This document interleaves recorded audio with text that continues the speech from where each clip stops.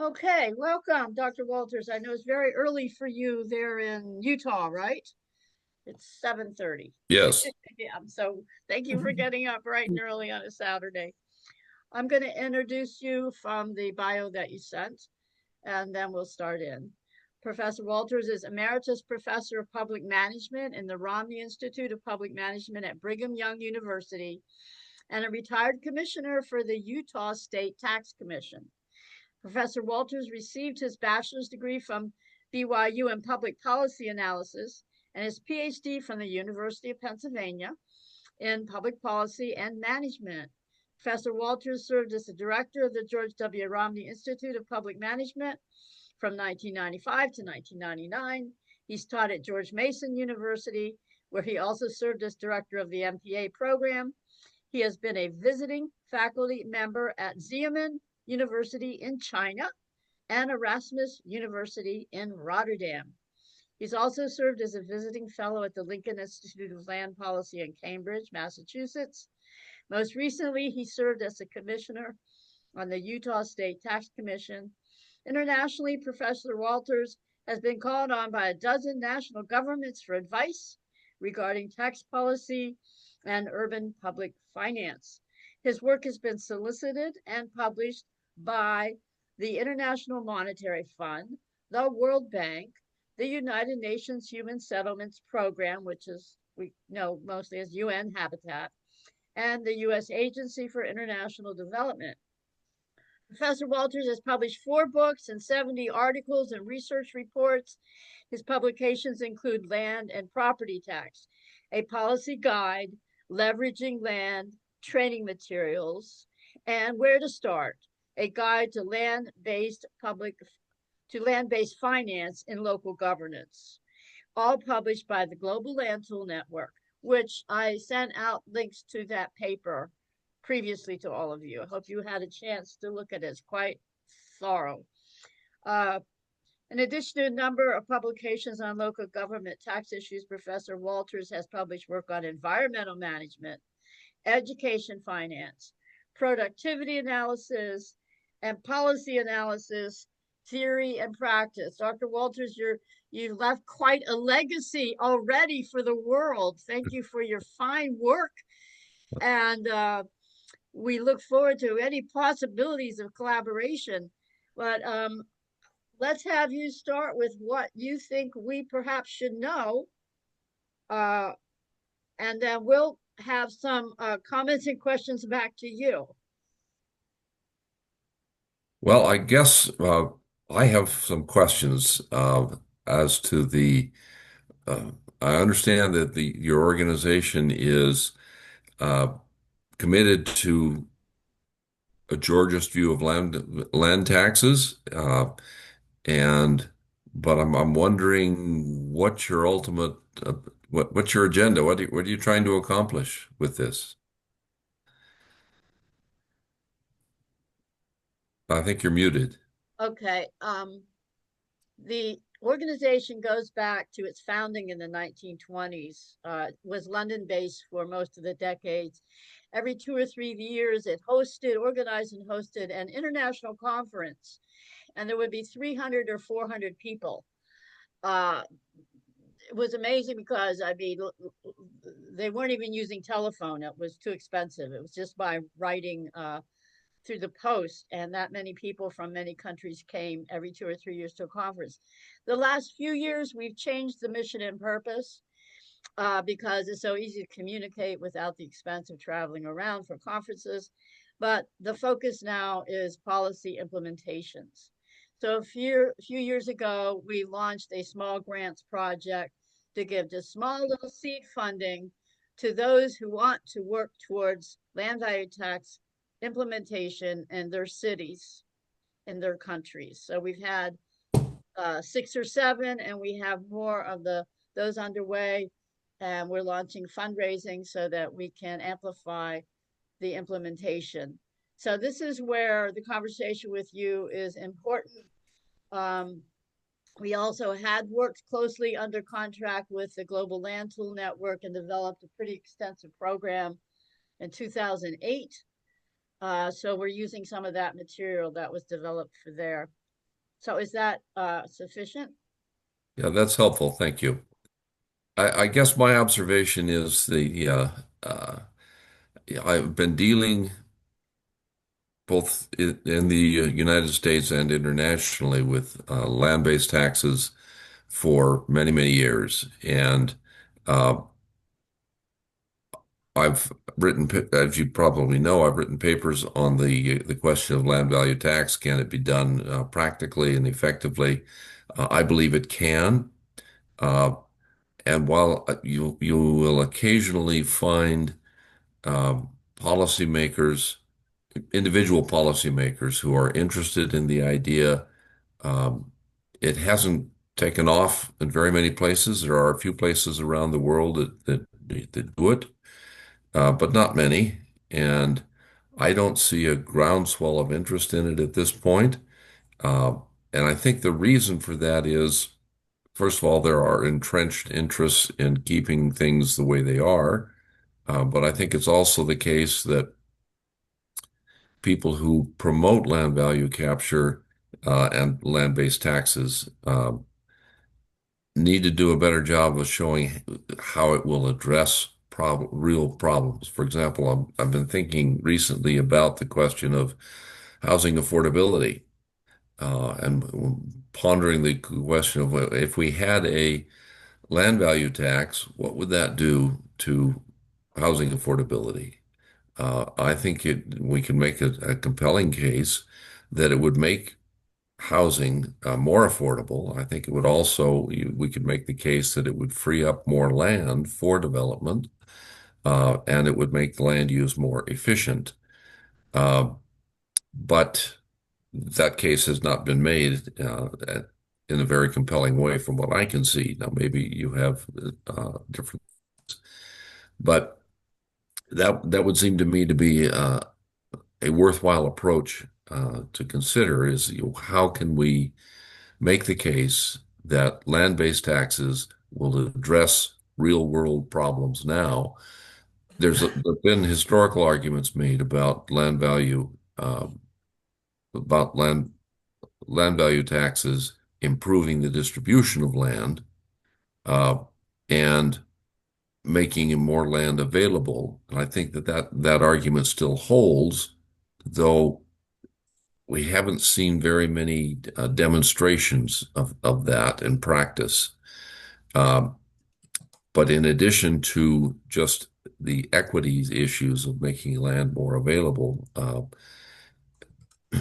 I think we need to say, okay, these are problems that we currently face, and this is how land value capture or land-based taxes um, can help address those issues. I'd be interested in your thoughts on that. It looks like Others of you, Carlos. please give your input, unmute, and any input or thoughts, questions, comments. Well, uh, Lawrence, on housing, I have some strong views.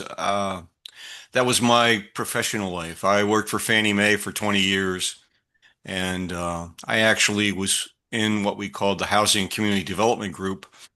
And at the time, this is going back to the late 1990s, I was able to convince our people there that the adoption of land value taxation was essential to our ability to increase the supply of affordable housing.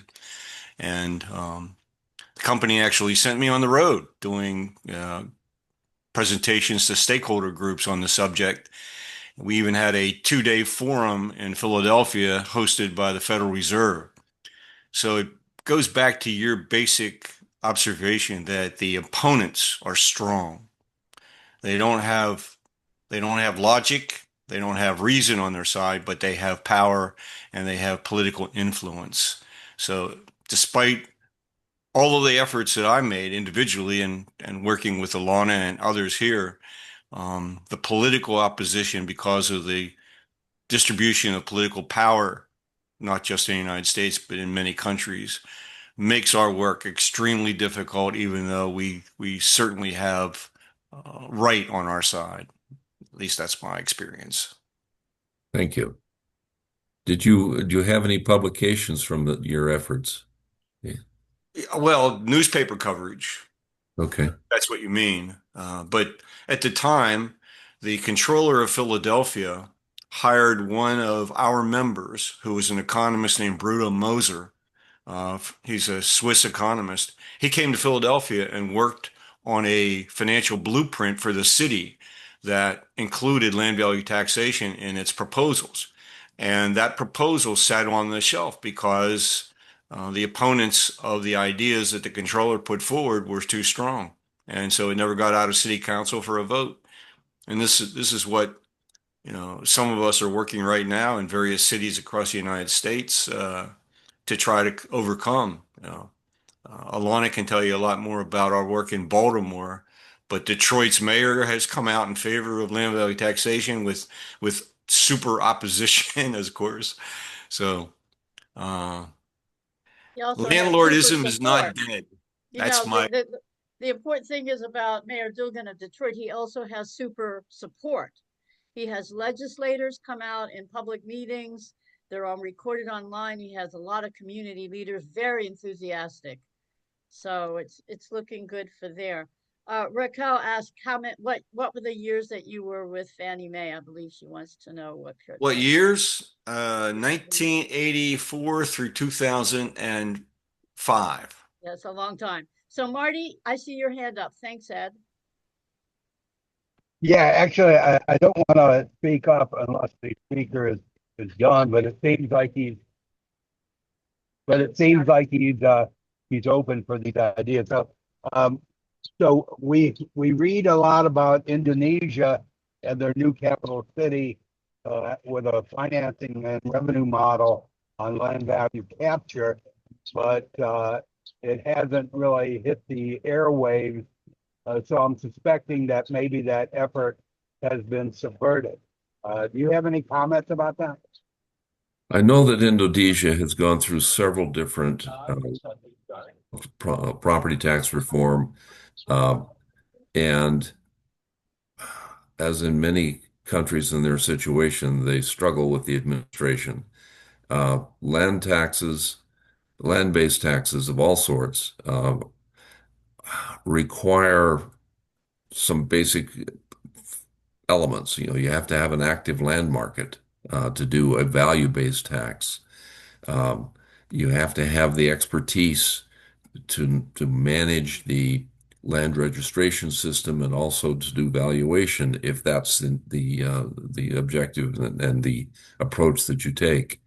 My own view is that in many of those instances, um, they ought not to worry about using land value per se because the information simply may not be available on what those values are and how they vary across the community. But an area-based approach can be done very effectively and relatively simply. Now, I'm not sure, I haven't looked at what Indonesia's done in the last 5 years. I can't comment beyond that, but I am aware that Indonesia has had several waves over the years of reforms. Okay, thanks.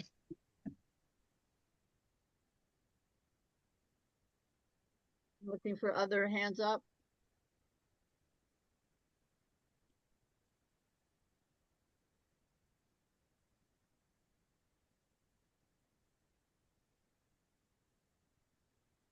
Okay, your strategy forward, and you have that very detailed paper on the UN Habitat Global Landfill Network. Habitat is the city agency of the United Nations. Its focus is on the cities. It was established, I want to say 1972. Right. The first founding document had a delegate from, it was either Australia or New Zealand, who understood land value tax. It had a very, very strong recommendation for land value tax. Every document that they have produced, and they produced world urban agendas every 2 to 3 years. There's a big global conference. I went to the one in Istanbul in, it was 1996. and the documents produced by UN Habitat, as all UN agencies, go then to the UN General Assembly, and they get passed through the General Assembly by delegates from every country of the world, which is, I think, 190 nations are members of the UN. Okay, so these are very detailed, well put together documents, consents by the world community. Everyone has recommended land-based taxes, land value capture, uh, everyone. And so in about 2006, the United Nations Habitat realized, and they're trying to solve these urban problems, that they were coming up against the land problem in various forms.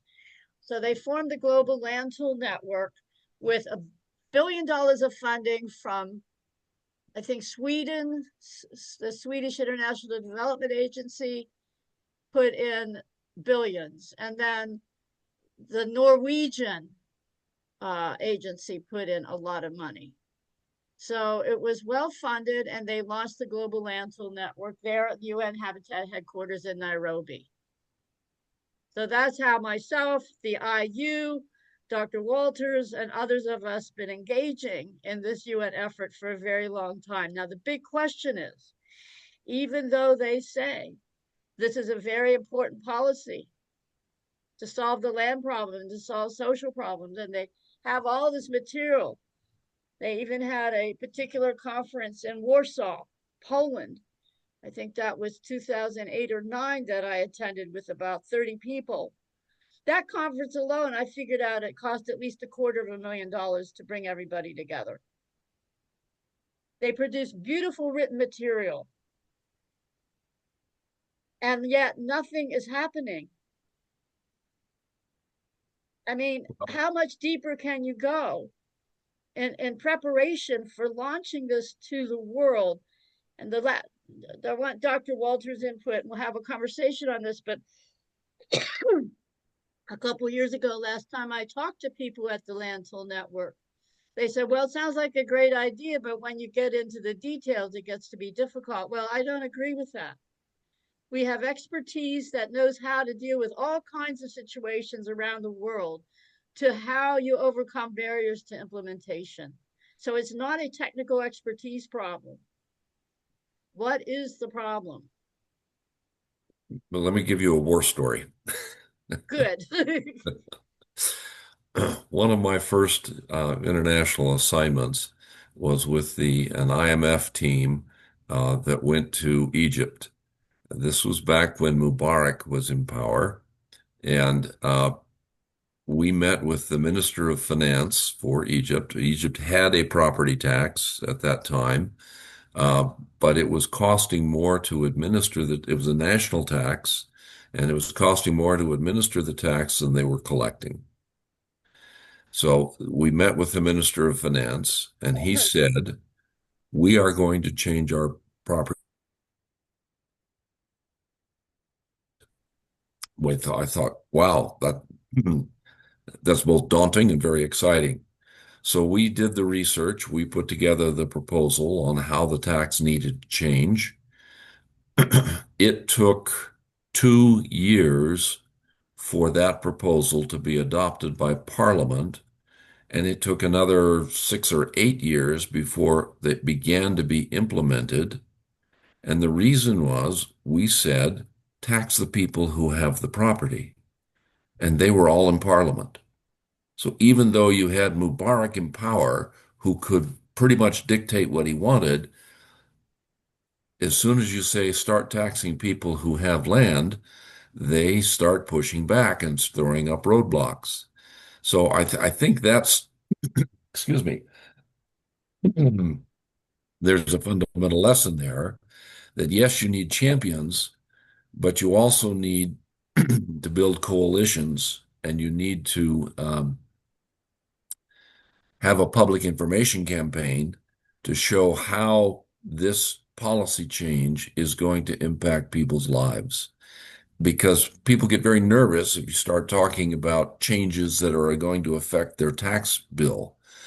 because they don't necessarily understand how it's going to affect them personally. So having the champions such as the mayor of Detroit or the mayor of Baltimore or whatever is absolutely essential. But you also need the detailed public information campaigns to be able to show the public how it will benefit them, uh, and so that you can muster sufficient political support to overcome the entrenched interests that will oppose what you're trying to do. Okay, two That's my questions back. perspective. Thank you. And I see Ed's hand. I'm going to just say two things. One is, did then the IMF, you're clear on this, but it looks like the IMF, which I'm surprised recommends land value tax, by the way, did they go ahead, or they just kind of wait and you just kind of run into a roadblock, it sounds like?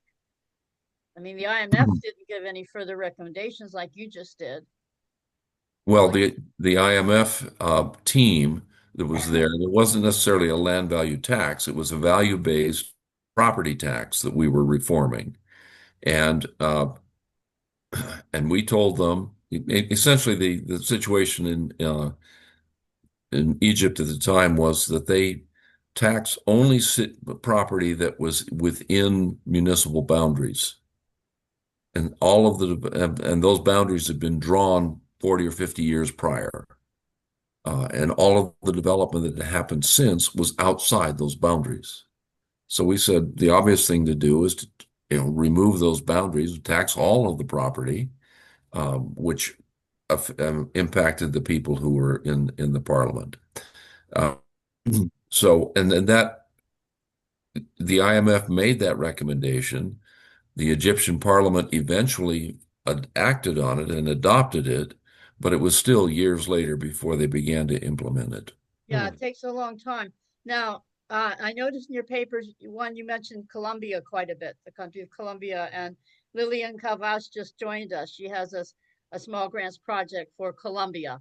So we're going to want to talk about that a bit. But I saw that you didn't mention our successful work in Pennsylvania with a split rate tax, where in a revenue neutral, without increased overall taxes, we're just shifting the tax base off of houses and buildings and onto the land value. Our third largest city is Allentown. A number of years ago, we launched a campaign, went door to door. This is your public relations, door to door, and showed homeowners how much less they would pay, because most homeowners, 85% or more, pay less, and they are voters, how much less they would pay with a shift to land value tax. The city of Allentown voted in as a popular vote for the land value tax and to freeze or remove other taxes. It then had opposition by a few big landowners who had all kinds of media campaigns, even airplanes flying with banners. They wanted a new vote. It was voted in again. It's one of the only incidences I know where people actually voted for the land value tax before they were well informed. And that's our third largest city in the state. And we have 18 other towns and cities who've been shifting their tax base off of buildings and onto land value. Mayor Reed, Harrisburg was the second most distressed city in the United States in the 1970s, started so that they were taxing land value 6 times more than buildings. And it had tremendously positive effects, which Mayor Reed attributes largely to the tax shift. So I know you were with Lincoln Institute, and Lincoln also does, there's like a split in the Georgist movement. There are the people that work with the Lincoln Institute, and this goes even back to almost like a personal split that happened organizationally decades ago, okay? They were working together. Lincoln was funding the Henry George schools. There was some kind of conflict, but the Lincoln Institute doesn't much pay attention to this whole other branch of us, this branch has a lot of expertise. And so that's why I think you don't talk about Pennsylvania and other cities that we talk about. And I think that's a shame, that needs to be healed. So we know how to do it. And sometimes I see Lincoln doesn't know how to do it so well. So that's my 2 cents. Now we'll go to Ed, but we'll let you respond as well, Dr. Walters, to my rant. My initial comment was going to be a comment about history and power. It was in the 1700s that Turgot was the finance minister, and when he proposed that the aristocracy and the church paid land taxes, he was soon removed from office. So uh, we've had mayors who supported land value taxation, and I don't know how well that's served them in their campaigns to get reelected. But about what Alana was talking about in Pennsylvania, it turned out that in Pittsburgh, assessment problems doomed the two-rate property tax that had been in place for decades.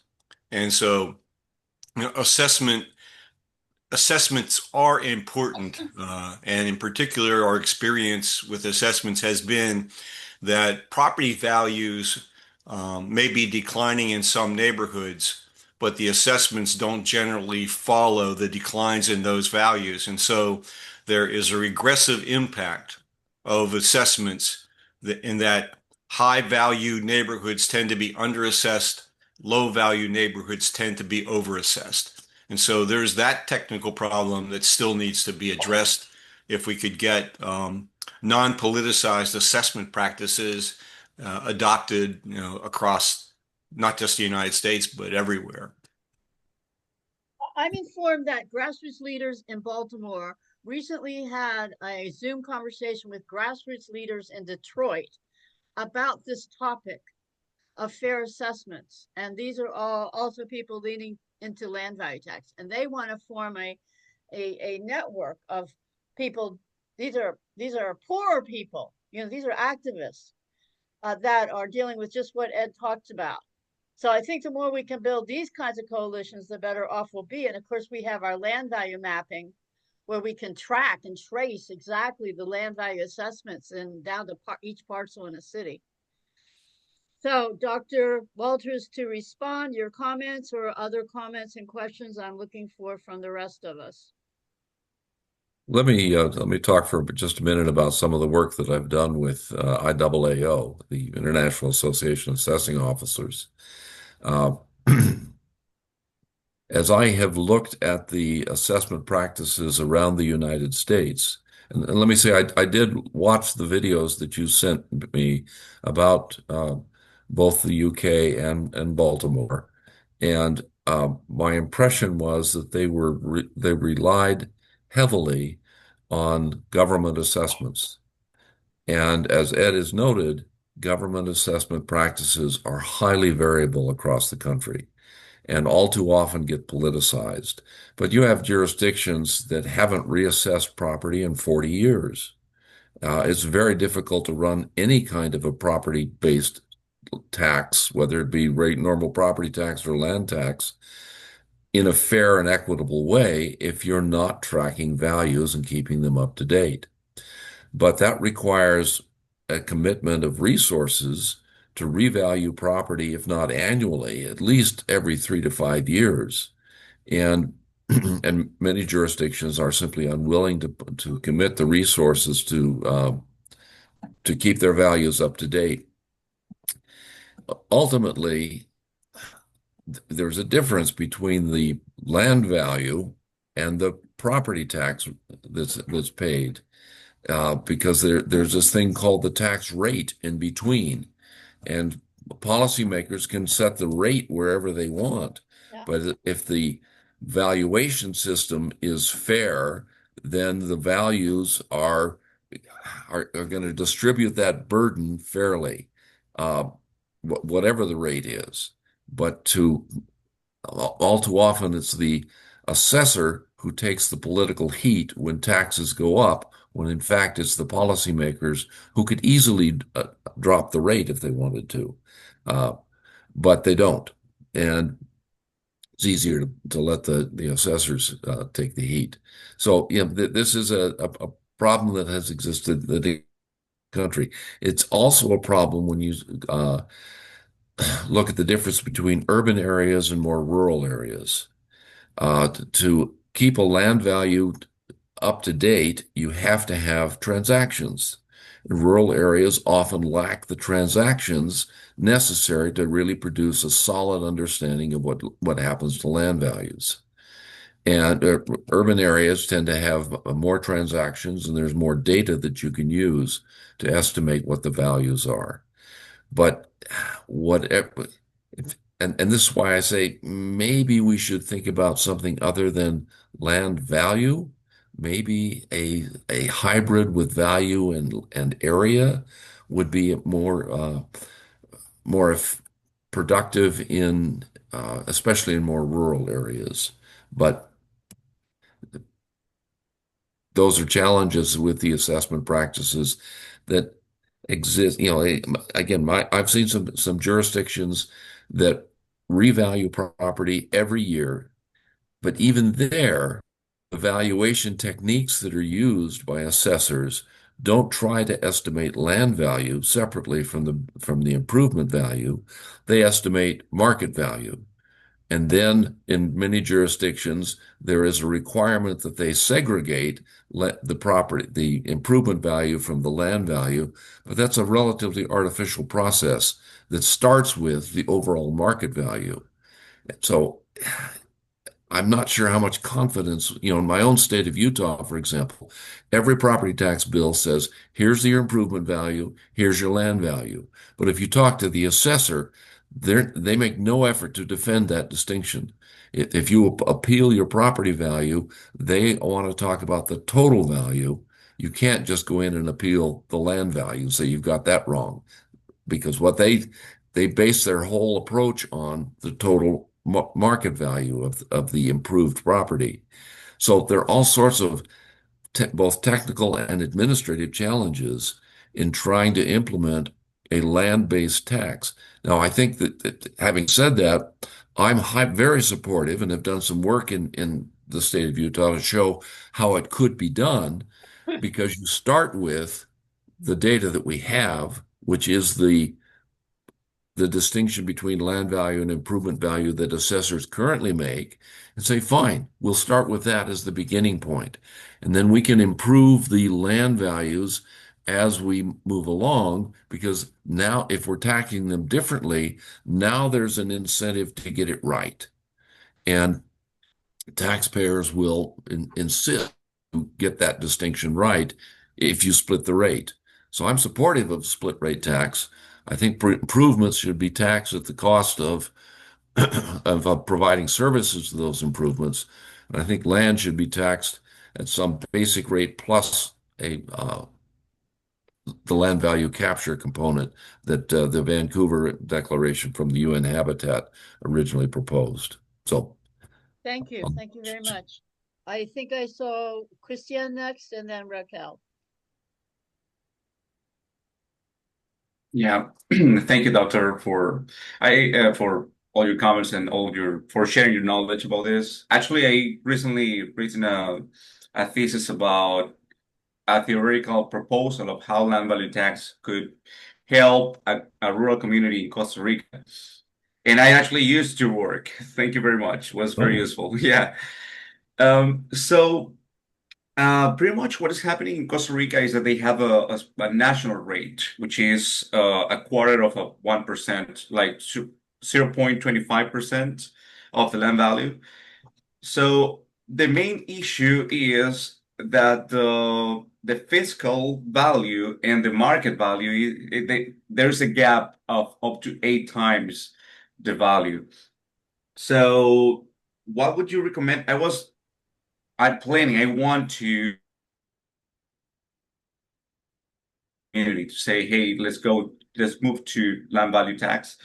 But I wanted to propose, like, I mean, what is it better? You mentioned that it's better to have like an area for rural communities, like it's better to increase the value, but have like a standard per area, like a standard value per area.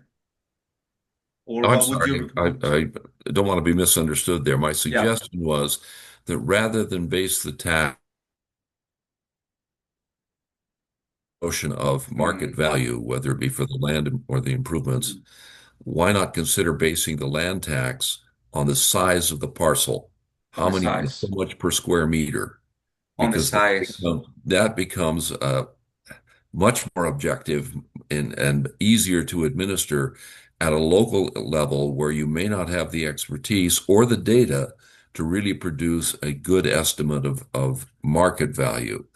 But if you've got, you can take your tape measure out and you can figure out how big the property is. And then you can start saying things as they did in Somalia and elsewhere.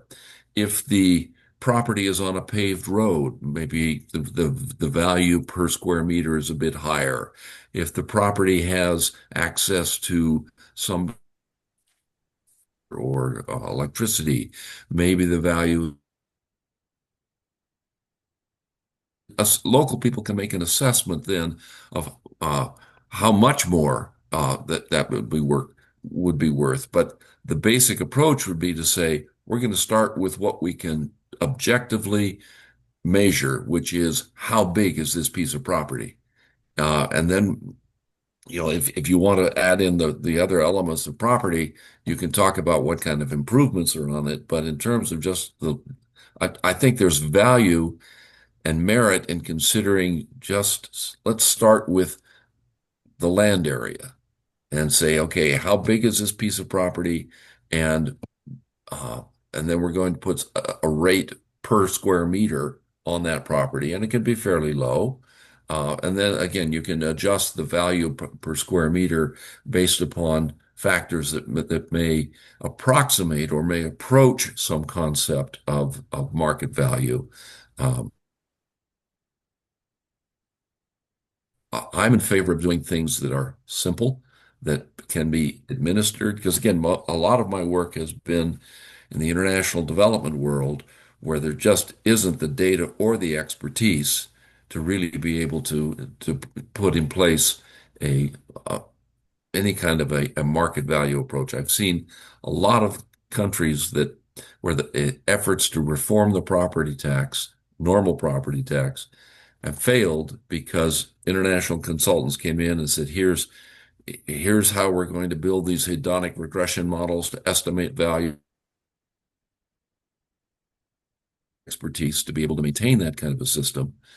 Much easier to go with things that local people can do uh, with a tape measure. So that would be my suggestion, especially in rural areas in Costa Rica. And I will admit, I know very little about the rural areas of Costa Rica other than that it's beautiful. Uh, Thanks. so, but the other issue that I saw in Jamaica is who the taxpayer should be, because we have a vacant piece of property, and all of the local people know who owns that property, but the tax collector doesn't. Huh. And Yeah. so and I don't know if that's true in Costa Rica as well, that you have parcels of land where the the registration system may not be up to date and accurate. So, I mean, all of these administrative issues make the challenges even larger, as we've already talked about, and how you actually go about this. There was another hand. Okay, I thank want you. We have Raquel Raquel. next. Raquel, then Franklin, then Lily. Yeah, I was wondering, what is the power the local system of education have to produce uh, experts that may lately be inclined to work on this kind of changes in the tax system, in any place, I don't know, it's the United States or any other country, like I do think that there is a relationship between being able to produce these changes and the the production of experts, technical people, etc., etc., who understand the system and then uh, will be willing to work collectively to do such a change. But I don't know if you have any information in this sense or a reflection of any kind.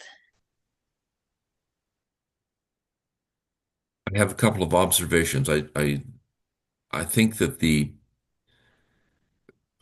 again, my bias is in favor of systems that are relatively simple to administer, because as soon as you add administrative complexity, you add opportunity, you increase the requirement for expertise on the administrator's part. You also increase the opportunity for mistakes and corruption uh, in how the system gets administered. So in terms of the educational requirements, I think that it depends on what kind of an approach you want to take in the administering the system. If it's going to be a system that's based on land value, then you need people who under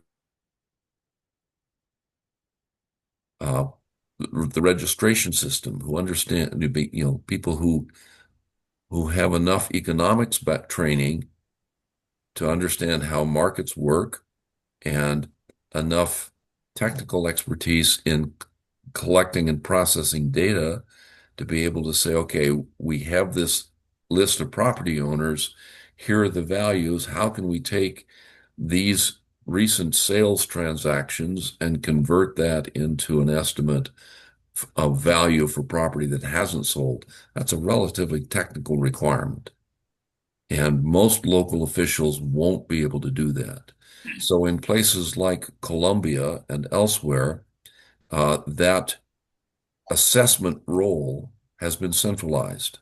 Even though the tax may be administered at a more local level, the determination of what value is made by people at a more centralized level where there is more expertise. So there's nothing magical about, I mean, we'd like to keep this whole process as close to the people as possible, but the recognizing that some expertise is required to admit in some elements of this system, you may have to centralize some parts of it. But the other thing that I would observe is seeing the tax administering a property tax developed and administered in Afghanistan. It was the women that did it. It was the women who were out doing the measurements and make a lot of progress if we turn more of this over to women. Just my bias. That's interesting. Great idea.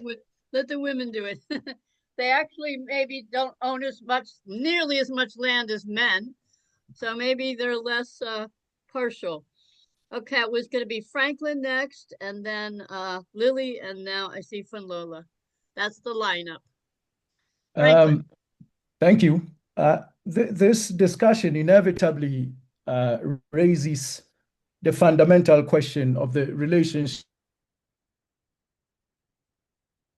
its supporters, researchers, and the universities. The universities have programs in which land valuation is taught. These programs are not in economics. They are in property and land economics. These are not economics programs. They are not law. These are specialized programs where valuation is taught, both principles and the practice. The IU should not be reinventing any wheels. They just have to work with well-established, university departments and groups that specialize in valuation. But my observation is that those training programs, and there are some outstanding ones around,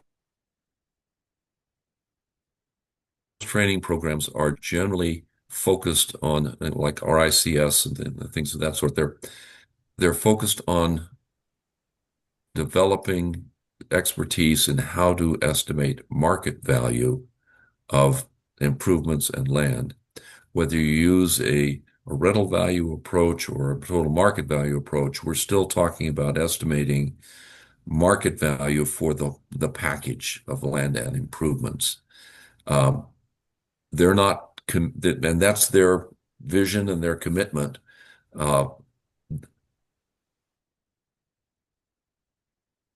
them to focus on the land part of it? In my experience, that is not actually in the full story. Okay. It is elementary for land economists to know that value is not price. Economists have some difficulties in appreciating this, but I studied that in first year land economy. Okay. And the valuation bodies very well know the RICS and others in the Commonwealth Association for Surveying and Land Economy, and many others are. The relationship between academia, researchers, and the IU ought to be a little bit more collaborative and not, there shouldn't be any view that perhaps this kind of artificial binary view about theory and practice. These could work together, and this will be my Point well taken. my contribution. Point well taken. Yeah. We should say where we're from. Franklin, are you in Finland now? He's an academic. Yes, I'm in Finland. That's the correct. University of Finland, but originally from Ghana, I think, and has done work in other countries. And next we had, thank you, Franklin. Now we have Funlola, and she's from Nigeria, and she's an academic in London. Go ahead, unmute yourself, Funlola. Hi, Lana. Hello. Hi, everyone. No, not London. It's actually in Oxford in the United Kingdom. Okay. So obviously, I started from Nigeria. Hi, Professor Walters. Absolutely lovely to meet you here. I've drawn quite some inspiration from your work, the 2012 one in particular, the one on policy and practice. And that informed, a publication that I was able to put together in 2020, I think. Yes. So it was quite interesting to hear that you would rather advocate for the area-based system as opposed to, the value-based system, which is the Bachelor tax, because Bachelor has more benefits than the area-based system.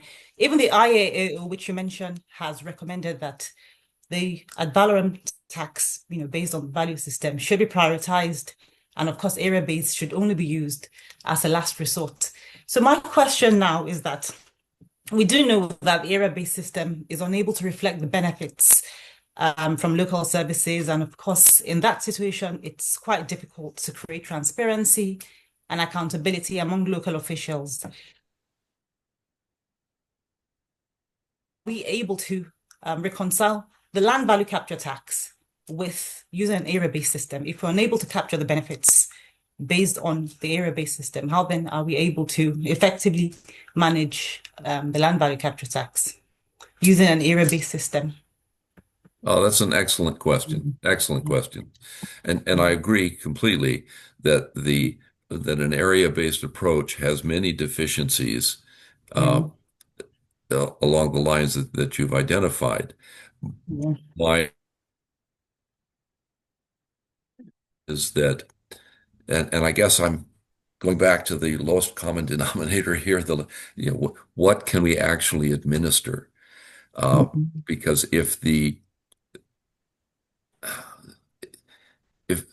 let me share with you another old war story.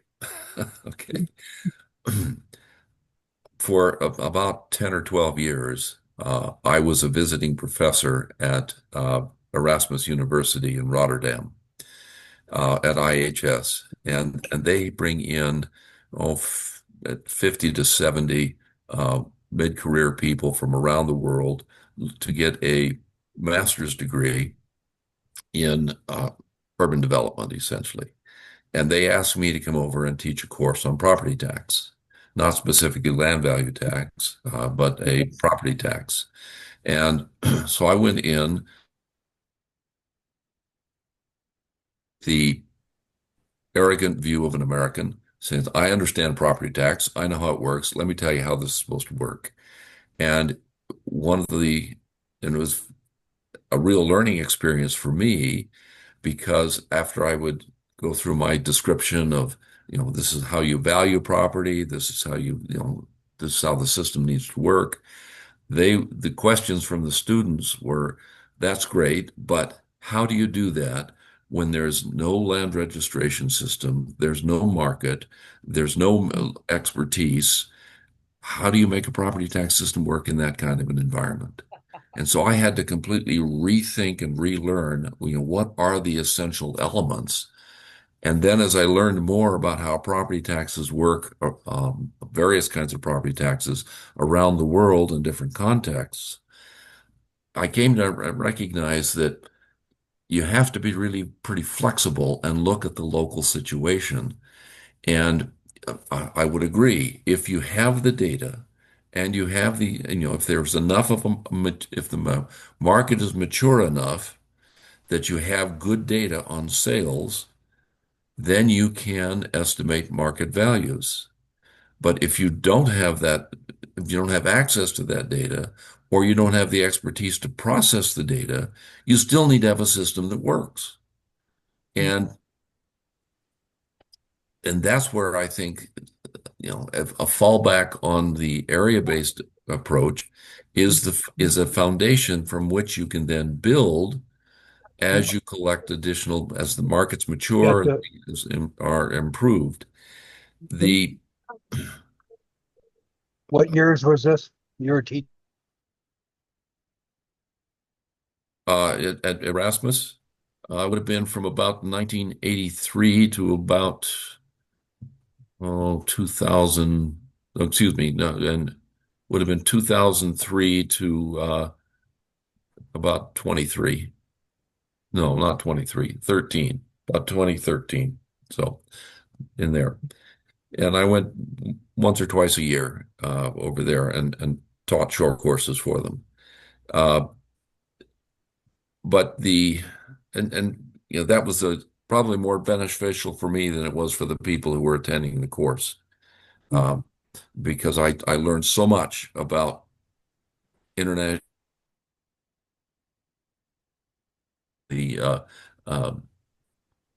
the needs in these communities to come up with a land-based revenue system that could actually be administered effectively.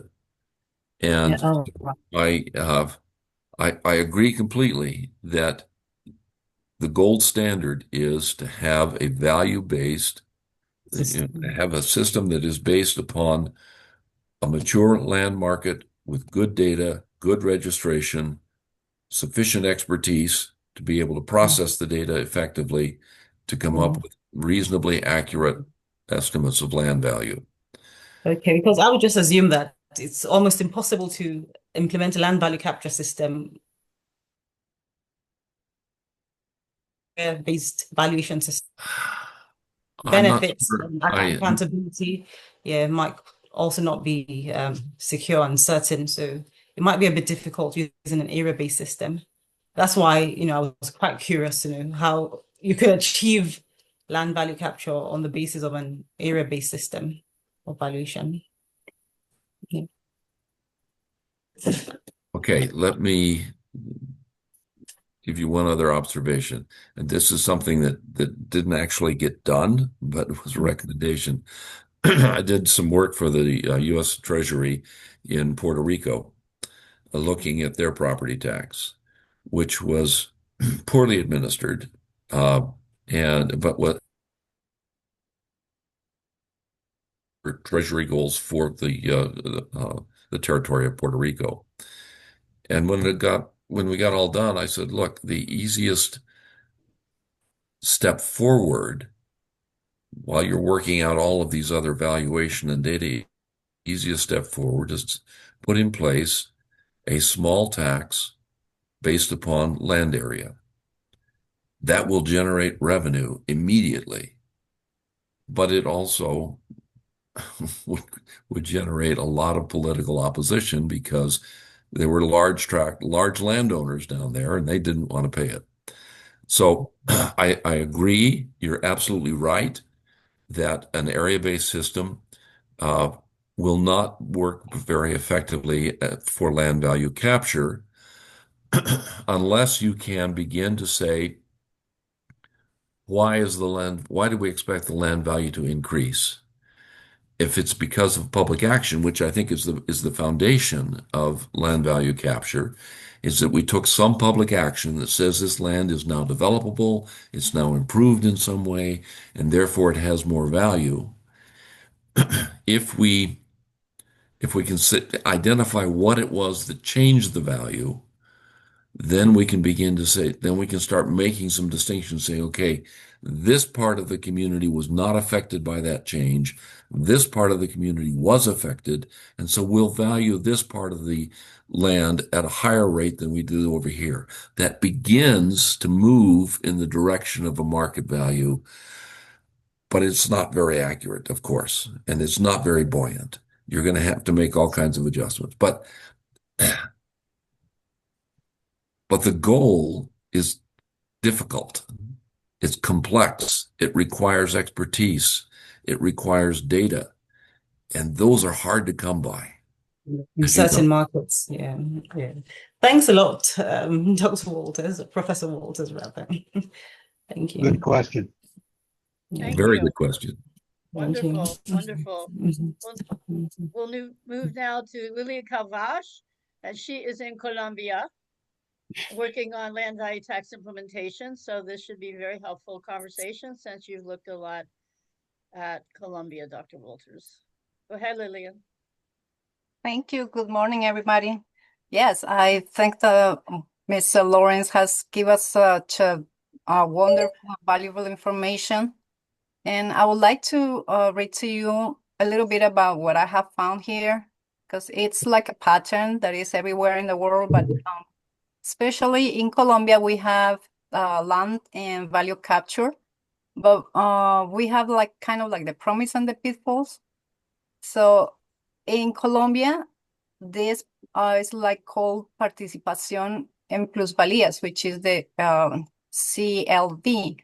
And it's more than a technical tool because it's a constitutional principle rooted in the idea that the land value increases from public investment. And that should benefit the public, not just private landowners, but that's kind of like in paper. So we have the Constitution of Colombia, and under the 1991 Constitution and the Law 388 of 1997, municipalities have the legal right to claim a portion of the increased land value when public actions like road constructions or zoning changes make land more valuable.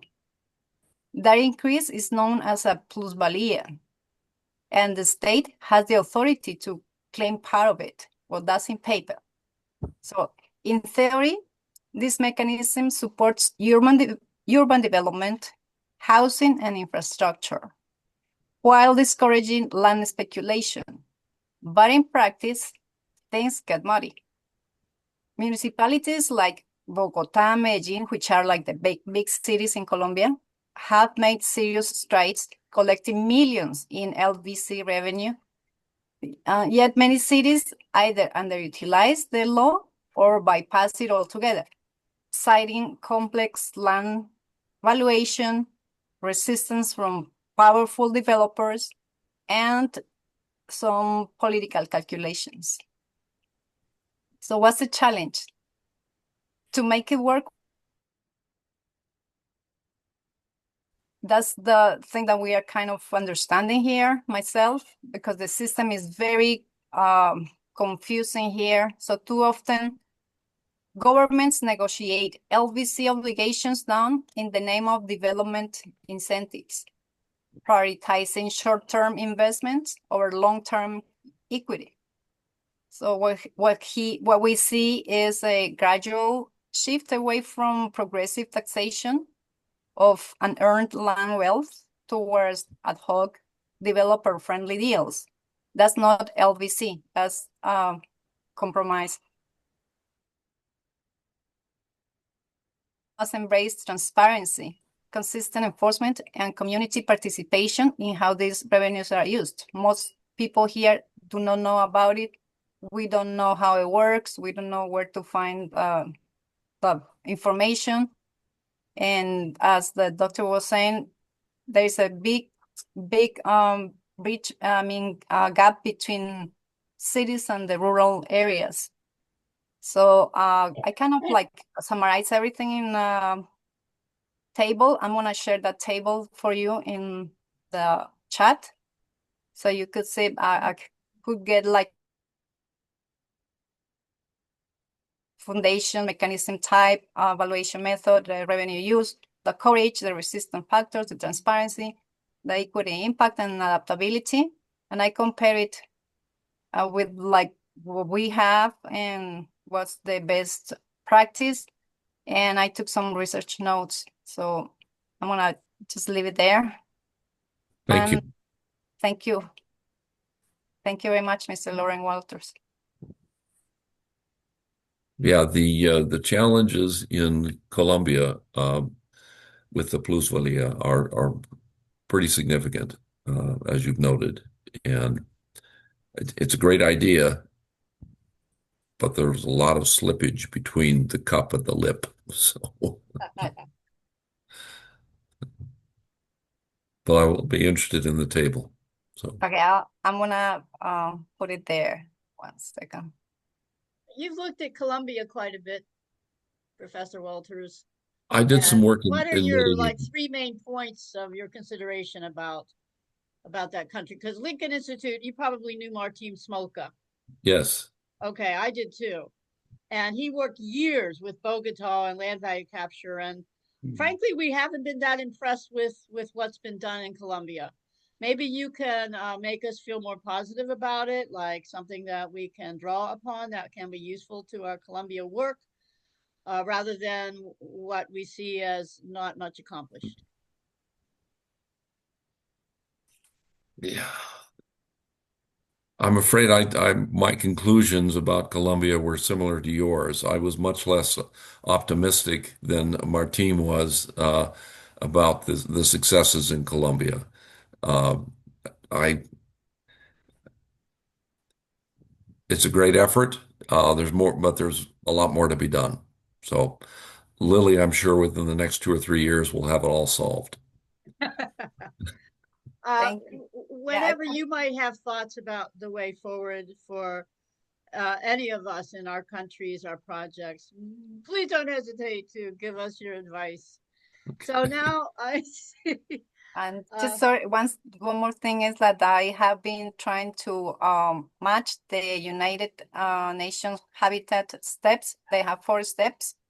That's what I'm following right now, to be able to understand and then do an action that is like efficient in results, because the United Nations Habitat Guide is very helpful, and it has been very helpful for me to understand that, for me to try to teach other people about it, and to empower people with that knowledge.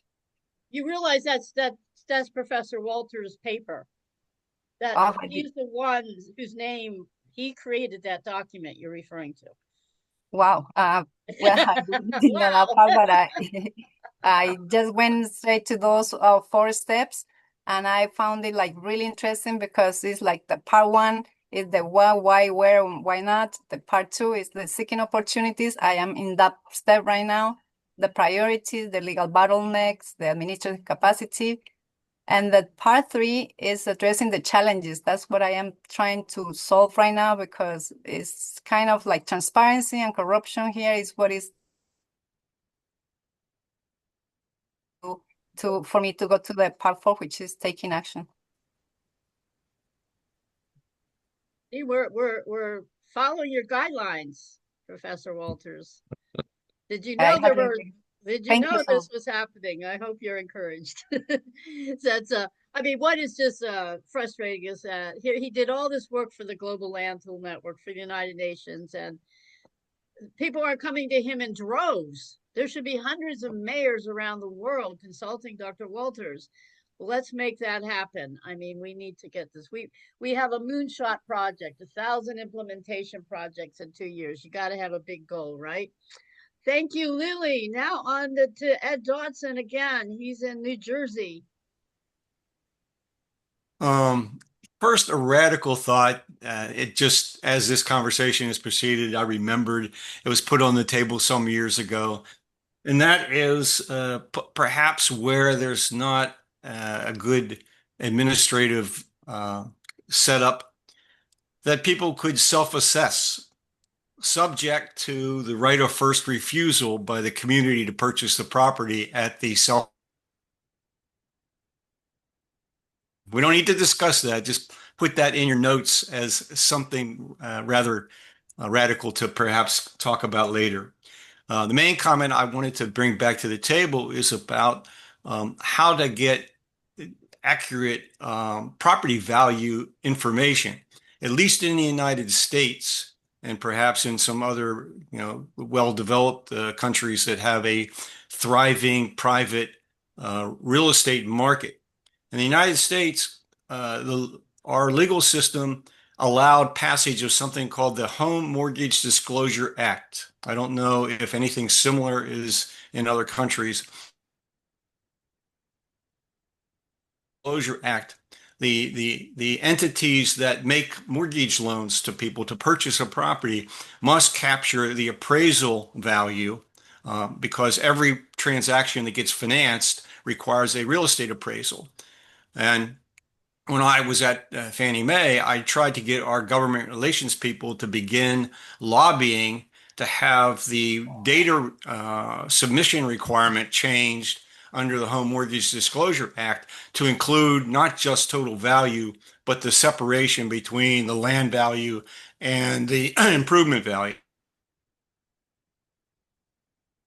Piece of legislation, it would have provided communities with exactly the kind of data that would be needed to keep assessments consistent with current market value. Obviously, when I left, there was no one else to push for this. And to tell you the truth, by 2005, the subprime mortgage market in the United States was starting to implode. And the emphasis of a lot of people now shifted to how to deal with that as opposed to trying to do any kind of innovative changes. Professor Walters, but it's perhaps something that could be pursued on the legislative side, a amendment to the Home Mortgage Disclosure Act or acts in other countries that have a similar requirement of reporting. I would be interested to know how many other countries have a similar act. In my own state right now in Utah, the real estate professional community has been successful disclosure of sales prices. So the mortgage holder may get that appraisal, but it's not on the public record anyplace. So our assessors are faced with trying to estimate.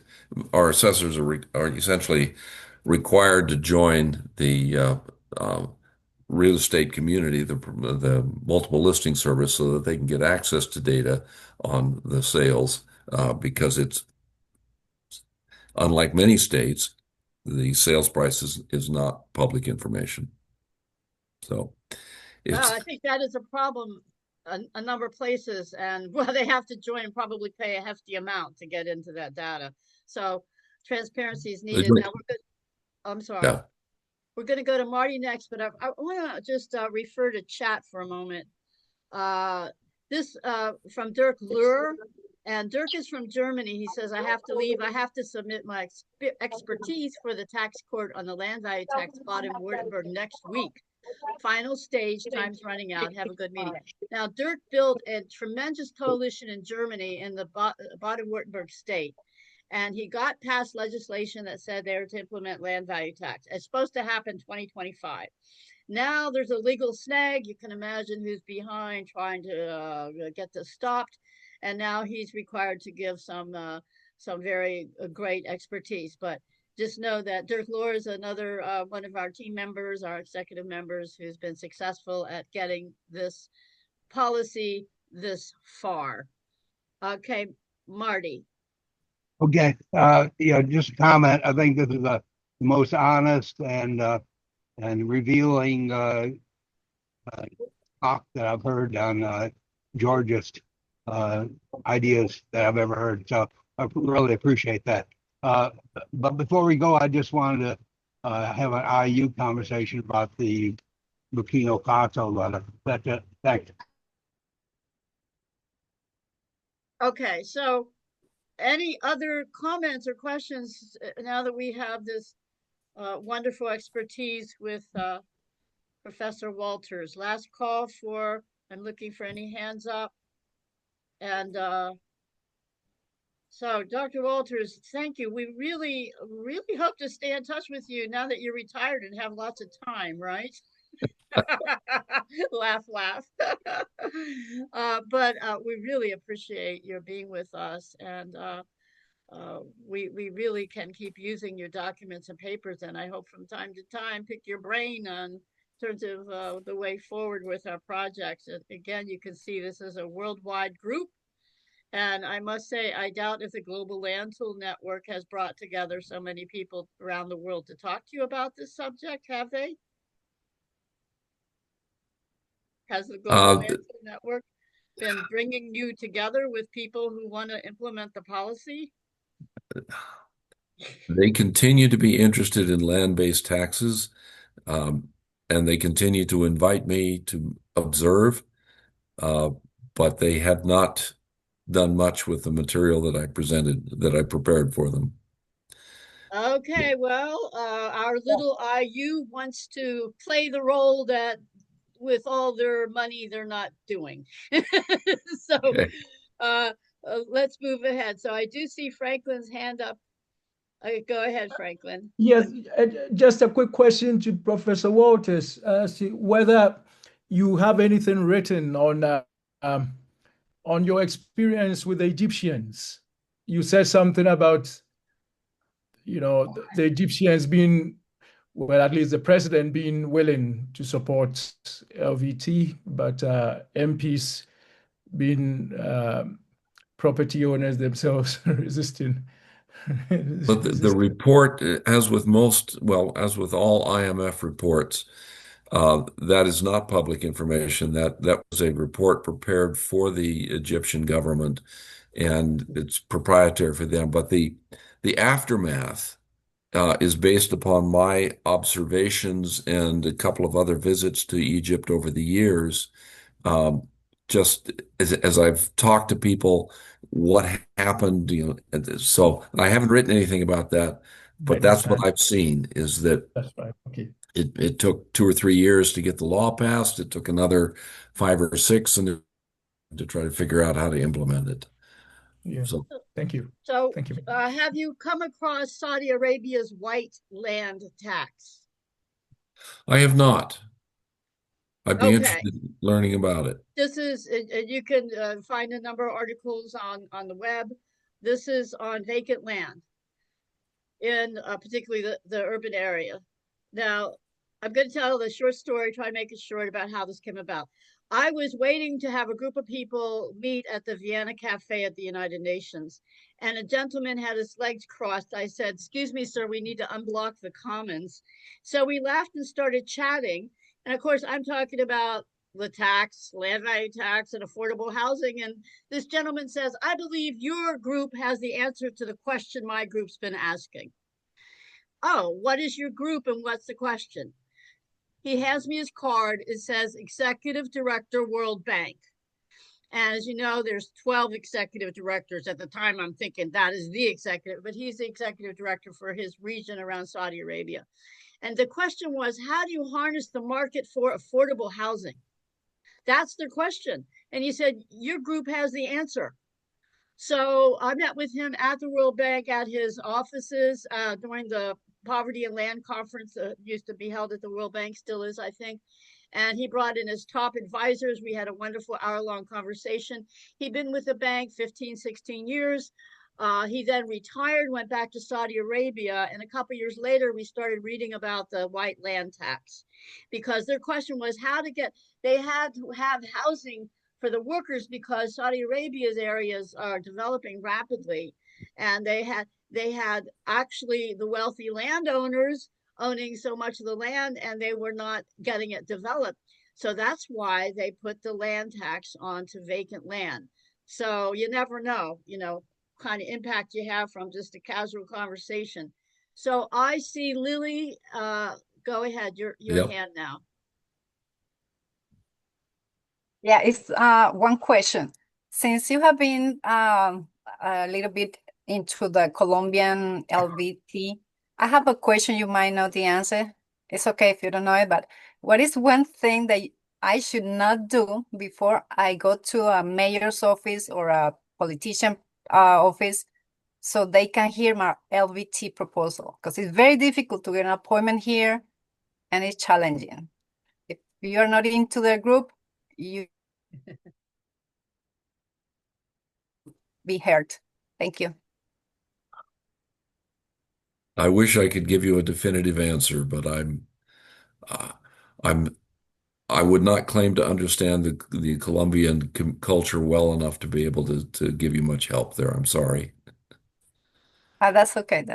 It's just like worldwide. We have corruption. Information is hidden, and the one that is public is not correct. All what you have said is like a pattern here too. So I was just Good wondering question, how it. Lily, Thank you. for a future meeting with us. Let's keep your question in mind. We're all interested in that. So I don't see any other hands up. I'd like to end the recording, and then Marty wants to talk about the Burkina Faso paper next.